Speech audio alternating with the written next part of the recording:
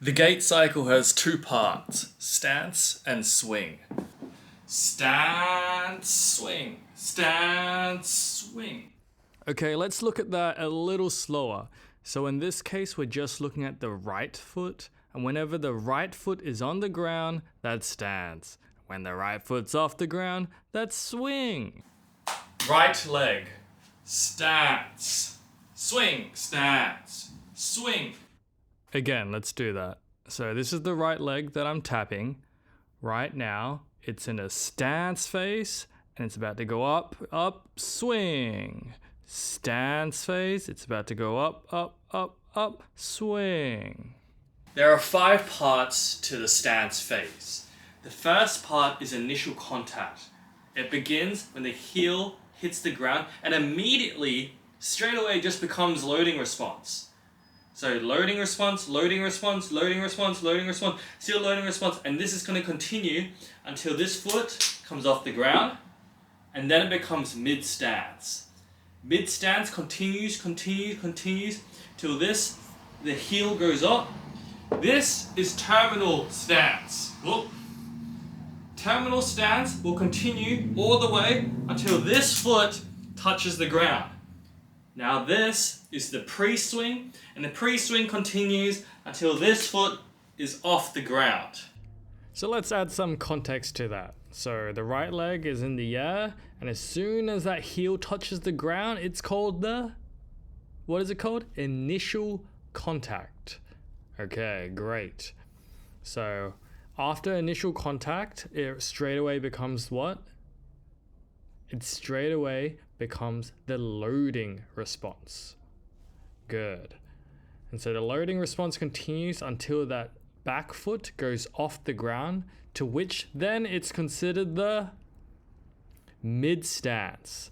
And the mid stance is gonna go until that original leg, the original heel, goes off the ground. And so it's gonna be real quick. Okay, watching that right leg, it's gonna go. Terminal stance, and then the second foot touches the ground and becomes pre-swing. So that was so quick. And because it was so quick, let's do it again. So going from mid stance, the heel comes up, terminal stance, and then pre-swing. And let's just keep going. So the heel is gonna swing through, initial contact, loading response. Mid swing, and it's going to keep going until that right heel goes off the ground, then it's terminal stance, it's going to go terminal stance, and then the left foot has touched the ground, so now it's pre-swing. In the previous clip,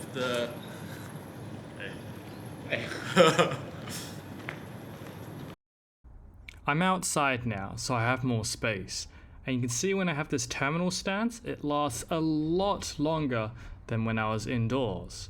Why is that the case? Why does the terminal stance go longer when I'm outdoors than when I'm indoors?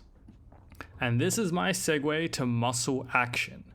So in that clip that I had before, when I started going to terminal stance, you see how I'm losing my balance and I even touched the ground for a little bit? It's because this is a hard position to hold. My plantar flexors have to fire like crazy. They're literally holding my whole body in the air. And so when we're walking, this isn't just putting me vertically up in the air, it's propelling me forward. And so going back to this clip that we had before, as we walk, look at the amount of muscle activation in this leg. So you can see these calves, they are pushing, those plantar flexors are pushing, but it's not nearly as much as compared to outside. So we'll grab the outside video. We got this outside video. Look at these plantar flexors. Oh yeah, it's real strong. Those plantar flexors, let's watch it again. The amount of muscle activation when I'm walking outside is completely different to when I'm inside. When I'm inside, I can't walk as far. So I don't push myself as far, I don't propel myself as far in the terminal stance. Compared to when I'm outside, I can use those plantar flexors to propel me as far as I want to go. Okay, let's do muscle activation of all the other ones. So this is going to be a really long list, and we'll describe them in detail later. So what is this one called again?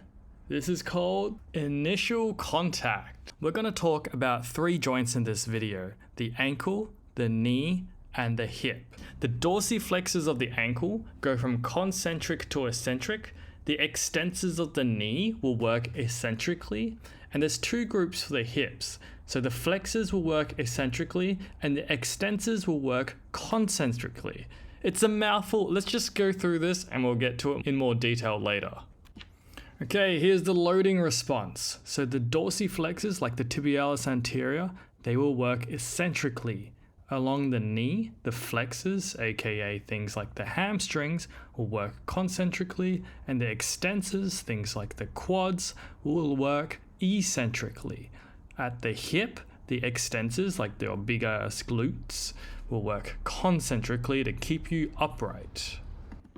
Alright, let's do mid stance. So your dorsiflexors, like your tibialis anterior, are going to be firing concentrically. Your plantar flexors, like gastrocnemius, will fire eccentrically. Your knee extensors, aka things like the quads, will be firing concentrically. At the hip, your extensors, the glutes, will be firing concentrically. The party has not ended. Terminal stance. So we have our plantar flexors. At the start, they're going to be working eccentrically, and then they'll be doing concentrically. What are some examples of plantar flexors, everyone? Gastrocnemius, yes. Soleus, yes. If you want to be real cool, you can start adding the assistant muscles. I am not that cool. So let's keep going to the knee. At the knee, we got things like our quads, which are going to be working concentrically to help straighten the knee out. Then at the hip, we have things like our iliopsoas, which are going to be working eccentrically to help us control that extension out. It is the final part of the stance phase. We have the pre-swing. At the ankle, the plantar flexors, gastrocnemius, soleus, they'll be working concentrically to push us away from the ground. At the knee, we're going to be having our knee flexors. Those are our hamstrings. They're going to be preparing to bring our foot to our ass so we can start to clear the floor. So they'll be working concentrically. At the hip joint, we're going to be having our hip flexors work concentrically. So those are our iliopsoas, namely, and that's going to be help bring the knee towards our chest. That's going to help bring our leg forward and help us move forward. And remember, it was just the iliopsoas was just working eccentrically. So it's built up a little bit of stored elastic energy, and so it makes the pre-swing efficient because it was just in stretch and now it contracts. But we are still not done. There's the swing cycle and there's also kinematics. And I'm just really tired right now. I don't have the energy for this. So I'm gonna just wrap this up and I'll make another video if people are interested in seeing it. So please comment if you would like to see the next video explaining more. And I hope you have a lovely day or night wherever you are in the world. Peace.